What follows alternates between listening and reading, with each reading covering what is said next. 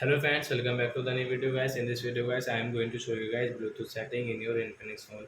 In this video guys, I will show you guys how can you check your Bluetooth device name in your Infinix phone. Guys, you want to check guys your Bluetooth device name in your Infinix phone. So as you can check it, and guys now let's see how to check Bluetooth device name in our Infinix phone guys. In this video guys, I will show you friends how can you check it. So guys now let's see how to check. First of all guys, open your phone setting to check your Bluetooth device name. So as you can see this type of setting. So as you can see there is no any option to check guys Bluetooth setting. So as you can see guys this is your more connection settings. So guys tap here.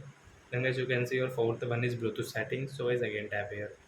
So as you can see it's not working guys your device name. So guys on from here first of all then guys you can check your device name, and if you want to rename so guys you can rename from here.